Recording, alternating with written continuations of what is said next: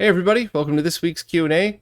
It's Wednesday evening and I had a few extra minutes, so I figured I would sit down and see what questions had already been posted. It's probably not going to be that many, so it's going to be on the shorter side, but I wasn't sure when the next time I'd be able to do this. I'm assuming I'm going to have to skip next week's, so at least, even if this ends up being a really short one, at least I only have to skip 1 week for doing it. So, still barely have a new setup, or barely have the new setup set up, I guess is the best way to say it.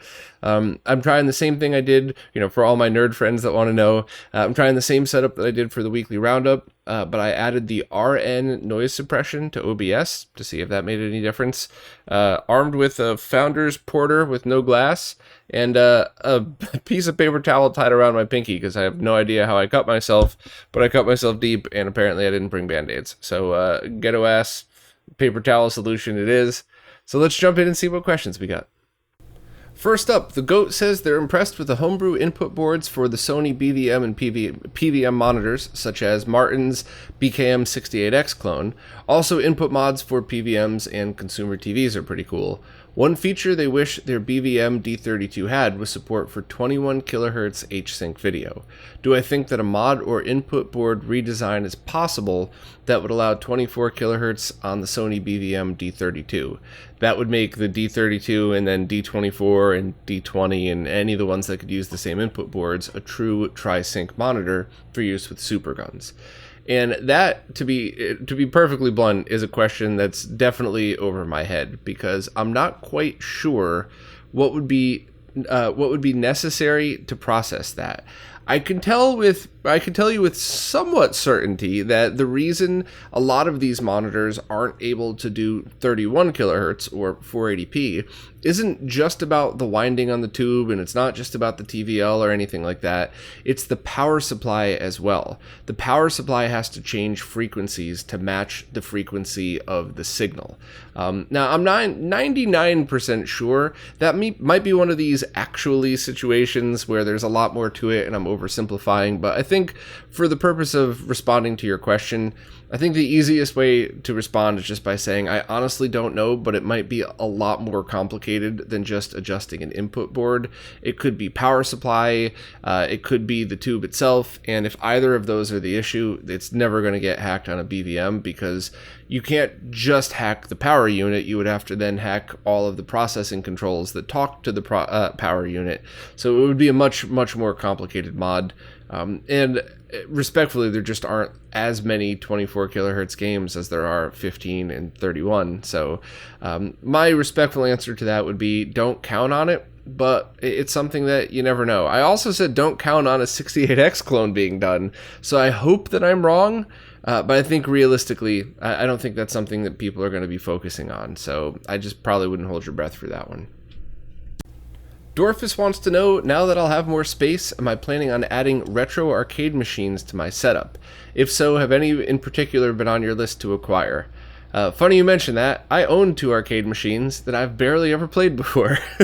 I was able to purchase an Outrun arcade machine from Dell's Arcade, who actually lives in the town that I used to live in a while back, so it's kind of sad that we didn't know each other while I lived there, but I bought that and I put that in a friend of mine's garage and said, hey, I might need a month or 2 to figure this out. Is there any way you could let me leave it? I know you just moved in. And he was totally cool. No, it's a double deep garage. I wasn't using that space anyway. Don't worry about it. And then the lockdown happened and the world shut down and everything else happened and all my plans for, to where I was going to put all this stuff fell through. And luckily my friend doesn't care. Unfortunately, he's not playing it. It would have actually made me feel better if he was playing it, but the last time I spoke to him, I apologized, and he was like, no, it makes me really happy. Every time I pull in my garage, I see the machine and I smile because I think of playing that as a kid, and it's totally out of the way, but never even plugged it in. So that's a little sad. That will definitely be coming here soon. I have a bigger space, but it has to be used for multiple different things, much like my last apartment. But unlike my last apartment, I don't have to worry about messing this place up because it's not like you know, in my last place, if I had to step over a BVM to get to my couch every night after work, you know, that would be a problem. Whereas, you know, if things were kind of in the way in my office here, it just, you know, it would just be in my way, not, you know, not anybody I invited over. So I'm going to try to get it here. I have a spot kind of over here. I'll do a room tour when I'm unpacked, I promise. But I'll have a spot kind of over here that I'll definitely have the Outrun machine for at least a short period of time. And I also bought Beast's Sammy arcade machine that I was originally intending on turning it into a vertically oriented arcade machine. It's small and light compared to other arcade machines. It's not light at all, but compared to a giant stand-up one, compared to the Outrun machine, it's light. So I thought it would be really cool to do that and then get another Versus City or New Astro City or one of those for just the standard horizontal orientation. And I don't know if I'll be able to fit 3. That might be pushing it. But I'd really like to try. I have my mini Mr. Cade for now. I might end up selling the mini Mr. Cade, possibly selling the Outrun machine and trying to find another New Arrow City or one of those Sega cabs or really anything. And it stinks because a couple of years ago, a buddy of mine who was just over in New Jersey offered to sell me one for a perfectly reasonable price. And I said no because I had no place to put it, and now I really, really want one of those high-quality, giant-screened sit-down cabs with 6 buttons on it and stuff like that. So if anybody's selling one in the New York-ish area, please let me know. But yeah, I mean, you know, I could probably talk for an hour. I won't, but I could probably talk for an hour about the setups, the cabs that I would want, why I would want them, and all that stuff. And just in respect of everybody's time, I just... that's kind of where I'll start because that's the short-term plan. I want to have a setup where there's a JAMA cable kind of like neatly hanging out the back so that I could switch between Mr. Cade and original arcade boards. I have those Scanline City metal cases for my Mortal Kombat boards, and I'm dying to finally play them on an arcade machine. So hopefully all of that will fall into place. I also have to figure out where I'm going to put all my CRTs because I have a few choices on how I could do it. And the only thing I know for sure is all of them aren't going to fit on like one rack and one wall or type of thing. So as much as I would have loved a CRT wall with like 40 CRTs on it, unless I hand built something which, you know, out of metal and wood, I would have to hire a welder. I mean, I don't have the money for that. So it's just, I might have to have CRTs stored in the garage and then have a setup here where my favorite ones are always displayed and an easy way to transfer back and forth so that I could like roll one in whenever I wanted to. And I finally want to try projectors too. I don't have a lot of experience with them and I don't know how I'll feel, but the one thing I definitely want to test is how do movies with a lot of film grain feel on a modern projector? So the fact that I'm watching it on a projector and I'm going to see the flickering light of a projector, is it going to trick my brain into thinking I'm watching film, even though I'm obviously not? Or is it just going to look, you know, like a not as good TV or something? So I'm going to definitely experiment with all of that. There's also the people who owned this house before left a weird video production monitor thing down here that I think is worthy of a fun, like, hold your cell phone up style video. Not an in-depth, fancy one, but I just think my fellow display nerds would at least want to see what this thing is. But I believe this was a video signage thing that was vertically oriented because the side has a label on it that says bottom. And it's got BNC inputs, and it accepts a wide range of signals up to 1366 by 768. So I'm going to lag test it as soon as I'm done with this. And if it's even remotely low in lag, then I'm going to try to do like a fun, maybe just put this camera on the tripod and aim it and talk or something type of video just to see what it's like. Or maybe I'll do it as a live stream so that people don't expect higher production. I mean that with respect, because I do like to, like when I put a video out on YouTube, I like it to be a little on the fancier side, whereas live streams I think are more laid back. So, and I'd like to live stream setting up this place when I get the opportunity. So excellent question. I'm shocked I was able to keep it to 6 minutes because I could talk about this for an hour. So I'll stop for now and then I'll come back afterwards and after I'm set up and kind of show what it is that I have. Next, Earth to Brux said they just got a Japanese Sega Saturn and they keep seeing these Retrobit Composite S-Video all-in-one cables. They want to know about the safety of using a cable like this. They know that Y cables are bad for voltage draw reasons, but is the same thing happening with a 2-in-1 cable like this? That is an excellent question, and no, you don't have to worry about voltage for a few reasons. First, the pins on the Saturn multi-out. So if you go to gamesx.com and search their multi-out pinouts, you can see that there are separate pins for Y, C, and CVBS. So Luma, Chroma, and Composite Video. So you're not actually drawing two different signals. They're just a bunch of cables connected to that one multi-out.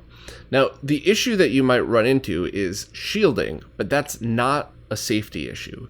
So, for example, if they used poorly shielded cables or no shielding at all, the interference from Composite Video will bleed over to S-Video, and it'll pretty much be the same as Composite. But there's no safety issues at all. And funny, I actually picked up one of these RetroBit cables because whatever Composite Video cable I had for my Saturn, which I thought was an original Sega one, it just does weird things. It's always brighter than it should be. It's washed out. So it could be an original one that got damaged. Maybe the connector bent and the shielding, the shielding popped off a ground or something. But whatever it might be, I don't think there's a safety issue because I put it on a scope to double check. But I'd love to figure out what's a good quality Composite Video cable for the Saturn. Because if you're playing on a scaler, I would definitely recommend RGB just because no mod required. Plug your cable in. But if you're playing on a consumer grade CRT, a lot of these early 3D games really benefit from the blending that Composite Video adds. So basically, everything on the 8 and 16-bit systems that made it blurry would really sometimes add to the look on early 3D graphics. So I would like to track down a good set of Composite Video cables, and I've had luck with the RetroBit stuff, so we'll see. I'll have a video on that at some point, or a live stream or something. Next, you said you've based your whole video setup around S-Video and you've outgrown your Switch. Can you just buy another of the exact same Switch, an unpowered manual GE brand Switch that's been great, and daisy chain the two, or will you need to start looking for a Switch with more inputs? You could totally daisy chain. The only thing I would just kind of check out and research is the overall cost and the overall functionality. You should be able to use something like an Extron Crosspoint 8x4 or something like that, and you would just need these converters that converts S-Video to BNC, so it splits it out to Y and C. And I forgot which inputs you use. You'd have to look up that model of Crosspoint, but I think there are specific inputs that you could use, like maybe it's red and green or something like that, as opposed to RGB. And not only would you get more inputs, but you'd also have multiple outputs at safe to use at the same time at a safe voltage. So, they're bigger, they're clunkier, as with all used equipment, you might run into some issues, you might not. I would just kind of do a little bit more research on what you're looking for just to see. Daisy chaining two of the same exact switches together should be fine as long as your cables are shielded and all that stuff. But I would ask that, or if I were in your shoes, I would probably just make sure that I was spending my money in the right place, because maybe getting a short shielded cable and a second switch is the same price as just the Extron, and then you would have to obviously invest in the Y cables, but it might be worth it to you, depending. So I would just kind of do some research, but to answer your question, it'll be totally fine. I just would kind of make sure there isn't a better solution for the same budget. It's a Serial Wow has a Mortal Kombat 1 arcade board that works fine on their 14-inch PVM, but does not work on their 32-inch consumer-grade Sony CRT, and they were wondering if there was any kind of converter out there that would allow the signal to be compatible. And I'm not really sure, and I'm also pretty sure that that would require a frame buffer of sorts. And there might be something out there that could do that with one frame of lag, but my guess, and this is just a guess, I could be dead wrong about this, there could be a million devices out there that do this that I've just never used before, but my guess would be if you found something that worked, it would most likely buffer a few frames of lag, because it probably would have been professional or industrial equipment that was meant for video presentation monitors, projectors, and stuff like that. So it would buffer the signal and then regenerated at 60 hertz. But by doing that alone, you would get some screen tearing, there would be some other issues with it. So I don't know of any just analog to analog devices that might do that. If anybody else knows, please let me know. I'm going on very little sleep, and I'm doing my best for these, so I could just be completely wasting your time right now. However, if you have some other retro gaming equipment at your house, I would recommend trying it. I don't really recommend buying this stuff just for the experiment, although this is all awesome stuff to own if you had the budget and wanted to anyway, but you might try something like running it through a GBS control and pass-through, or an OSSC and pass-through, and see what happens. You would then need to use a digital to analog converter on the output side, or even any of the retro tanks that offer pass-through, so not the 5X but all the other ones. So you would go from your Supergun into those devices, then from those to an HDMI to component converter, and you could just try and cross your fingers, but I don't think it's going to work, which is why I definitely don't suggest going out and buying that stuff just for this experiment. The other thing you might be able to do is use the OSSC to double that to 480p, and then use the RetroTank 5X or GBS control to downscale to 240p, but I don't know if it's going to change the scan rate. I mean, once again, it would have to be buffered, which, the RetroTank 5X offers the triple buffer mode, so that could potentially work, but all of these things are just a shot in the dark and may or may not fix the issue. And look at the bright side. Mortal Kombat looks amazing on PVMs. I have probably the same 14-inch Sony PVM as you, the 14M2U, and I've used it many times with arcade stuff, and it just looks like the best arcade monitor I've ever seen. Because don't forget, the advantage of a smaller monitor is that all of those same video information is squished closer together, so it often, depending on the game and the monitor, could result in a more detailed looking image, whereas the more that you stretch it out, the quote-unquote pixels, there are no pixels on CRTs, but hopefully it's a good visualization, but the pixel data is farther apart from each other, so if you're sitting the same distance, you might get less detail. So it's not your question, but I just did want to throw a happy ending to this, in that even if there isn't a way to do what you were asking, at least you still have a very awesome way to play the game. So maybe I could point you in the right direction with that, but you might just be out of luck. Sorry. Bees said their current collection of HDMI outputting consoles now exceeds the number of available TV ports, so they're looking to get a small HDMI switch box between 3 and 5 ports. They've noticed there are boxes with and without dedicated power outputs, and they're curious if there's any preference for gaming. They tend to err on the side of fewer cables and fewer power bricks when possible, but not if it introduces lag or image degradation into the pipeline. So, I'm not an expert in this, but from what I gather, any HDMI switch that doesn't require a power strip or any kind of power adapter is one of two things. It's either just a manual 1 to 2 switch, so you're basically just pushing a button that separates between the pins, so that's fine. Or it's a situation where it's drawing power from the HDMI to power the switch. And in that case, it could be fine, or it might not be fine, and there's no way to tell unless you really took it apart and tested. And with all of these cheap HDMI devices, you could buy 10 over the next year and get 10 different PCVs inside, so it's not, at least in my opinion, it's not worth the trouble. Whereas a very cheap HDMI switch with a small power adapter should add 0 lag to the image, like not even a millisecond, nothing to ever worry about, and it should be completely safe to use. And I've used a whole bunch that were great. There's that one little rectangular box that has one port on the side, a bunch on the back, and it could be set to auto or manual, and those seem to work really well for retro. But there's no fancy features in that one though. I'm always looking for a switch that has dual output, has support for PS3, could break out audio, and all of the ones that I've seen that do all of those things have issues. Now, there's a few out there in the past year that I've wanted to try, and I just haven't had the time.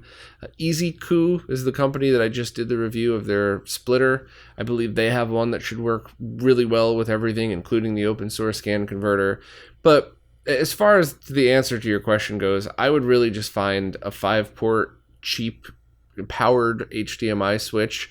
You should be able to pick it up for really, really cheap, like $20, maybe 30, with part shortages nowadays. But I would just start there, and it should be fine. And if for whatever reason you run into any issues, at least it was a small investment rather than dropping 50, 60, $100 on something that you might not even work with retro or might not be the features that you're looking for. So I would start cheap and kind of go from there.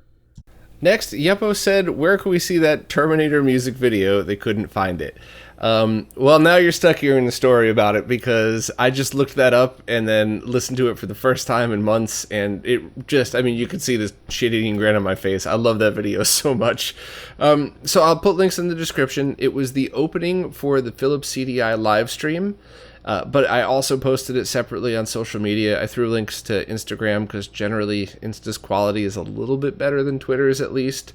But that was my favorite thing I've ever done. I think that's number one. I think the super slow motion fast video or smash video was number two, because that was a completely dead and unsalvageable console, and it just, I think it made all the right people angry and a few of the wrong people. I felt bad about that. Some people got upset, but the CDI video is my favorite. And that started because I wanted to, when I did the trailer for one of the interviews I did with Wrestling with Gaming, I guess I should back up. So in the original interview I did with Yahel from Wrestling with Gaming, he talked about being a fan of the CDI, and I thought he was kidding. And then he got like a serious look on his face, and I realized he was not kidding at all. He really loves that console. So he said funny things like, I'm gonna, you know, one of these days I'll get you on my live stream and convert you to the CDI cult and stuff like that. So when we did the second one, we did the second interview, which had nothing to do with the CDI, I just thought it would be hilarious to do a funny trailer. So I used the Terminator theme song, and I have no idea why. It had nothing to do with the CDI, it had nothing to do with Yahel. I wanted something epic, and I took the clips from the first interview of what he said, and I asked Jimmy Hoppa to do voices, just because Jimmy's the man, so I'd ask him to do anything fun. And it was neat. I mean, the second interview had nothing to do with anything to do with that, but I thought it was fun. And, you know, Yahel's got a great sense of humor, so we just both laughed at it ourselves.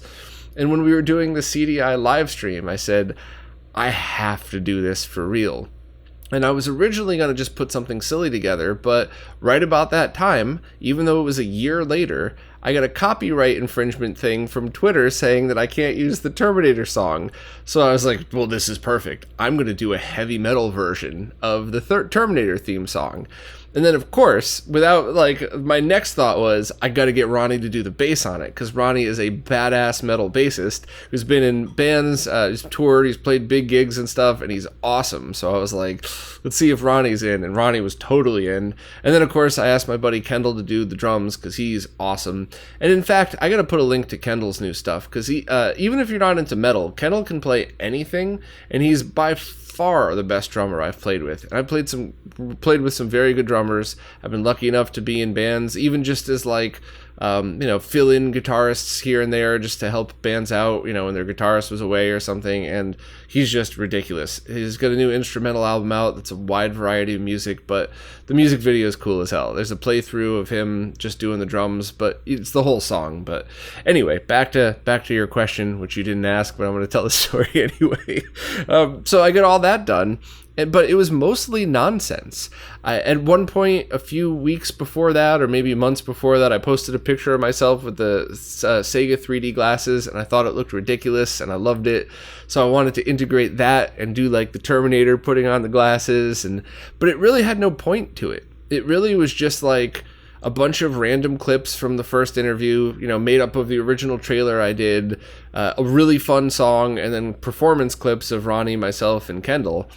And then Ronnie came up with the idea of flicking off all of the different consoles that could have potentially been a competitor to it. So all of the flick off shots are Ronnie's that he recorded. And now it became like, it actually turned itself into something. Now it's the CDI ExTerminator. Like, it's, you know, like the Terminator is going to come to kill all of the CDI's competition or something like that. It all just fell into place accidentally. So when we put that all together, I shot the clips at the end. I loved the song. I mean, I love the Terminator theme song, but the metal version was just so much fun. I love the weird little double bass part thrown in for no reason whatsoever. And then, of course, I gave it to my friend Mark Tiara, who has his own channel, which I've been on once, and I was supposed to be on like once a month for the past year and a half, and I put all my time into RetroRGB, which I love, by the way, but I gotta make time to do more music stuff, because it's like one of the few things I was actually good at that I really enjoyed doing, that I gotta stick with. But Mark did a killer job mixing it. I wanted it real feeling.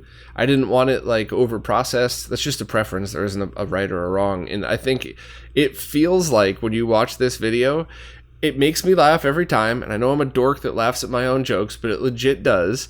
And I love the song that we did, and it feels like what it's like to be at a metal show with me. Like fun and silly and like ridiculous all at the same time, but like the playing was great. Kendall and Ronnie killed it. So yeah, that's my favorite thing I've done. And the coolest part was I got it to the point where it was everything that you see in the video, but without any effects. And I was like, dude, I know you're busy. I know you got a day job and you do the YouTube channel, but could you add Terminator effects to this? And he's like, I totally understand what you mean. I totally got it. Give me a couple hours. And he did. He whipped it right up. So it was really everybody coming together. Like that was not as cool when it was just the stupid idea bouncing around in my head.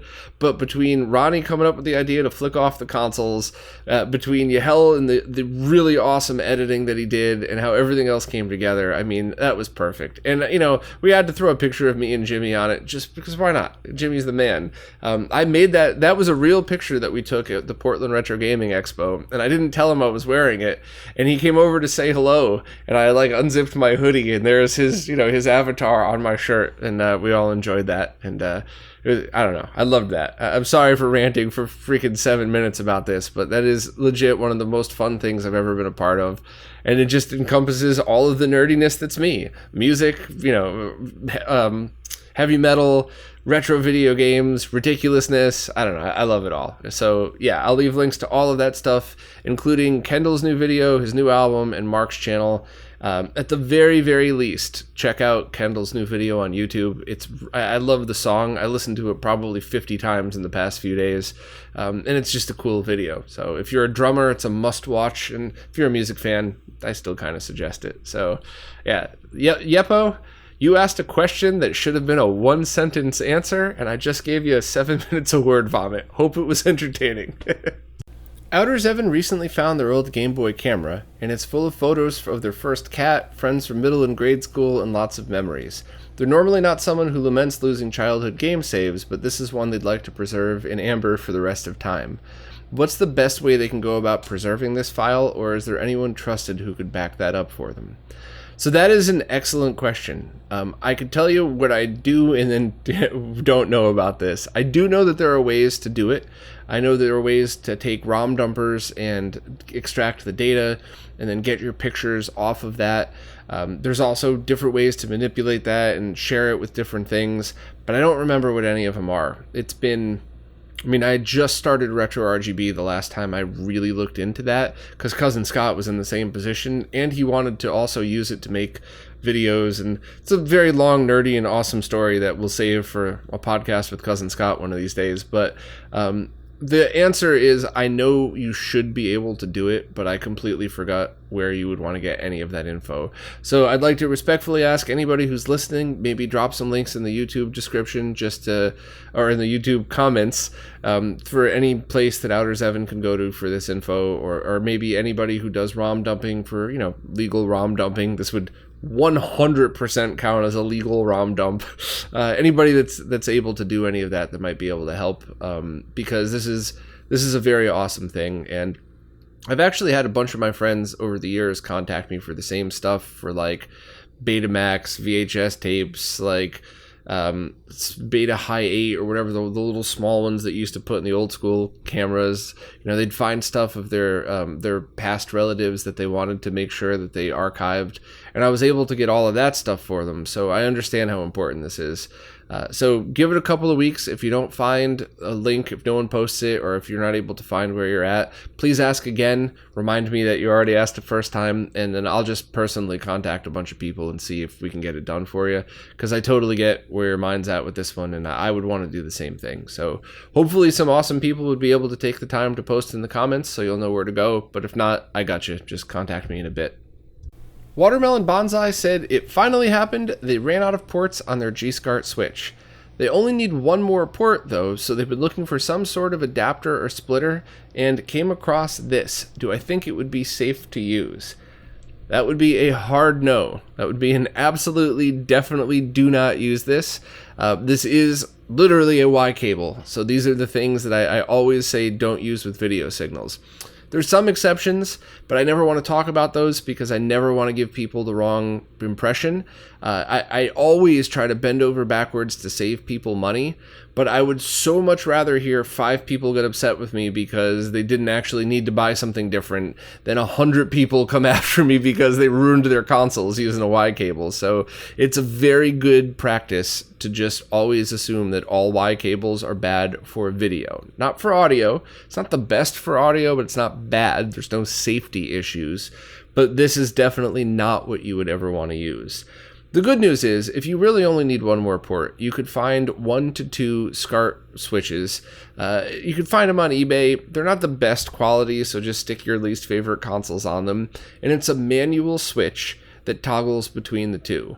So you don't have to worry about, you know, if they're both powered on at the same time. There's not going to be a safety issue because it's the push button equivalent of unplugging and plugging back in. But let's be honest, right? You said you only need one more, but you finally ran out of ports on your G-SCART.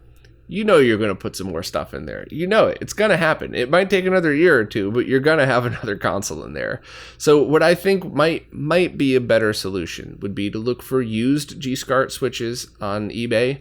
One of the older ones, even one of the ones with the VGA style ports on the front, or even the light edition, LITE edition that looked like the newer ones but doesn't have the sync regeneration features. You could usually find those a little bit cheaper.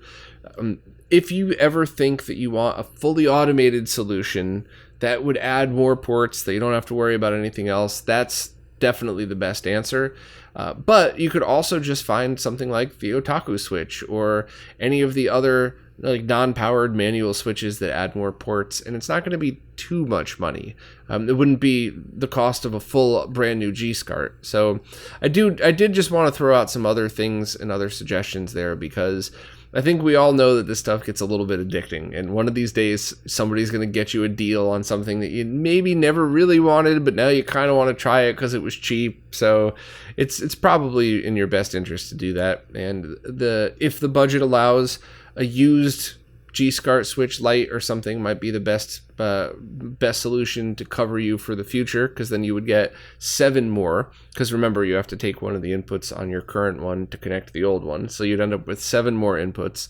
But the Otaku switch or any manual push button switch would probably be a better way to go about doing it, just because you could always add more and there's no safety issues whatsoever. So hopefully I kind of put things into perspective. Louis Cesaron said, in the last Q&A discussing TTL sync levels, the commenter said their TV would accept up to 4 volts for sync. Isn't TTL up to 5 volts though? So I believe what that spec sheet said, and I'm just going off the top of my head so I could be wrong, but I believe it said up to 4 volts at 75 ohm termination. So the best way to describe this is if you have an oscilloscope and you connect your console and then you split it to your TV, or you have 75 ohm terminators on it. And if none of this makes sense, check out that video I did with Steve from HD Retrovision that goes through all of it. But let's just say you have everything connected to your TV.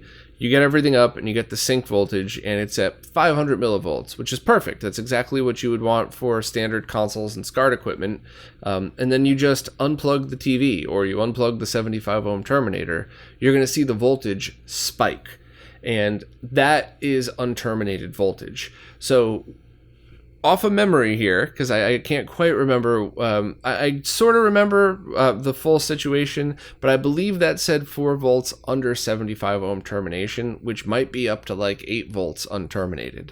So when you say TTL is up to 5 volts, that usually means 5 volts unterminated, which can usually drop to like 3.5 or much, much lower than that with termination on it.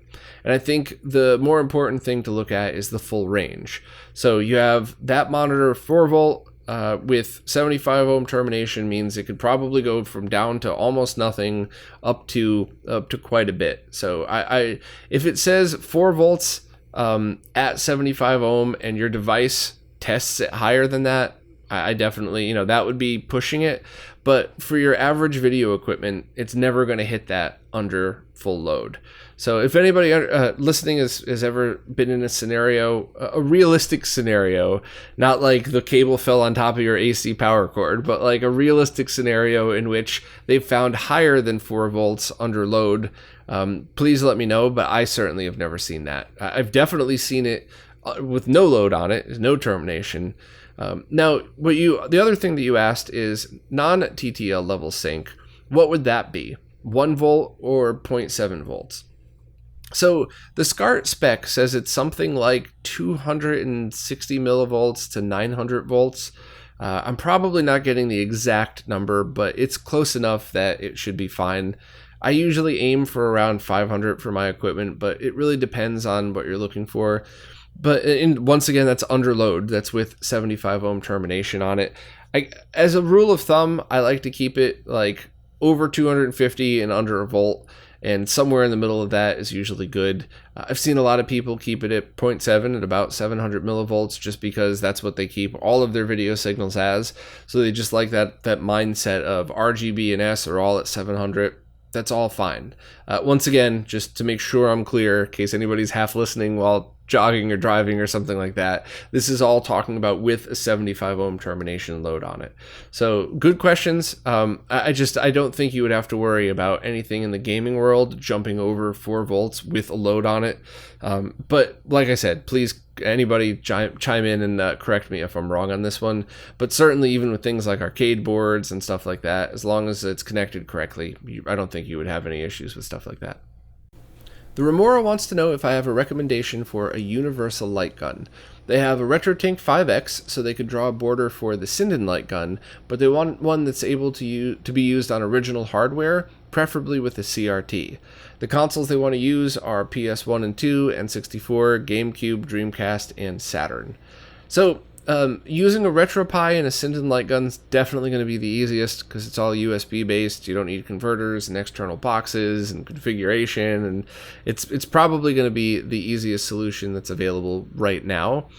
As far as using it on original consoles, I believe the Sinden will work with the PS2, but I don't know any other console that currently works, and I'm not up to speed on the Sinden. Maybe it's totally working fine with PS2. I'm not really sure.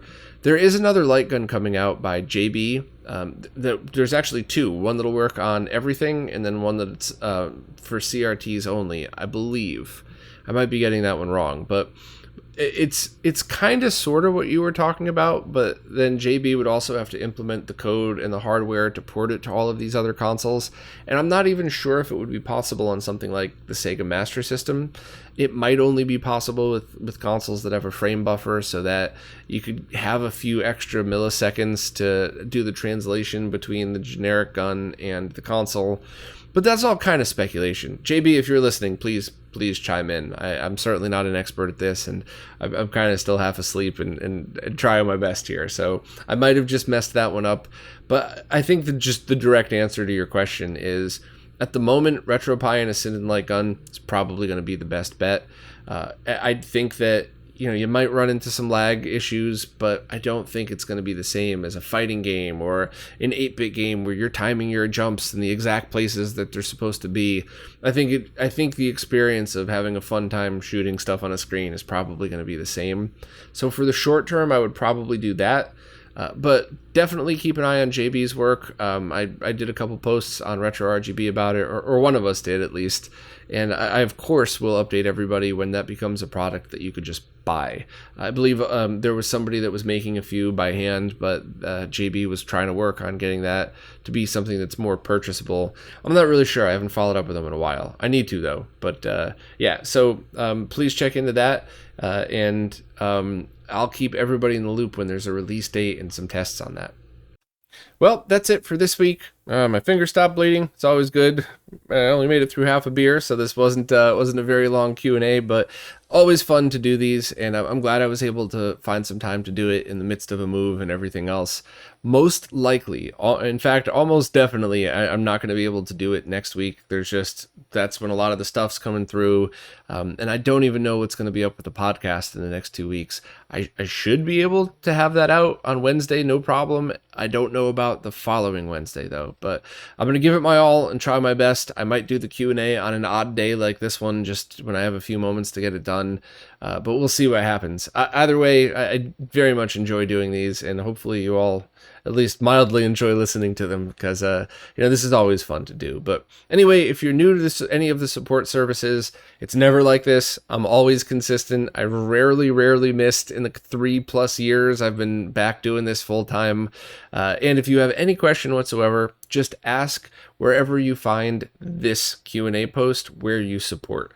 Because the way these services work, I can't really figure out what's a new post on an old Q&A. And I also don't know when I'll be able to get to the next one. So wherever you found this one, just ask your question, and the next time I do a Q&A, I'll be able to catch up and get through everybody's.